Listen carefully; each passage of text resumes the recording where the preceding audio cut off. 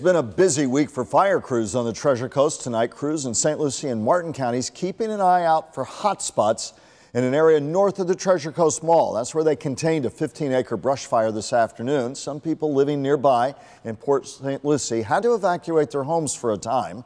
Our Megan McRoberts live in Port St. Lucie, where homeowners are settling back in tonight. Megan.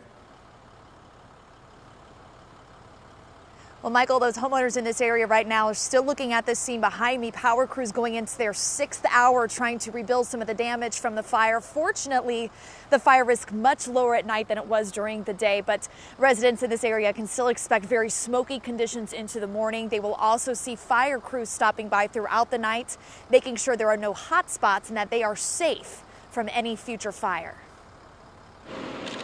Fixing what if 15-acre brush fire damaged. Florida Power and Light crews work into the night to repair wooden power poles that quickly succumbed to massive flames. A very hard job they're doing with the heat.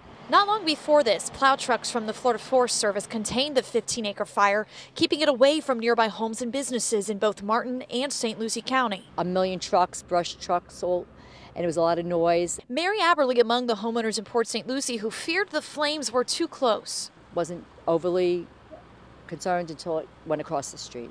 And then I said, I'm getting out. She snapped this picture of the brush fire just across the street from her home. I grabbed everything out of my safe, my iPad and my pocketbook and my cat. Taking the things most important to her and heading several doors down.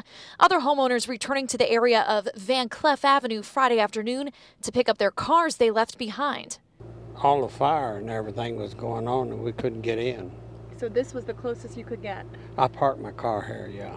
It's the cost of living near this large wooded area. Dry, windy conditions making brush fires spark easily and spread quickly.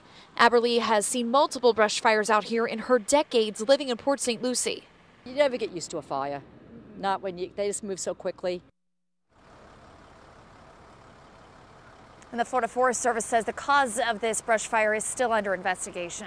Reporting live in Port St. Lucie, I'm Megan McRoberts, WPTV News Channel 5. Conditions right now smoky near Jensen Beach after this brush fire. It broke out near the Treasure Coast Mall, but we're told it's 100% contained. Firefighters still on scene, of course, keeping an eye out for any of those hot spots, any flare-ups. Martin County Fire Rescue not allowing open burning right now as dry conditions persist. Now, we will push any new information on brush fires in your area on our free WPTV app so you can keep up to date with the latest, the fastest way to stay aware of what's going on.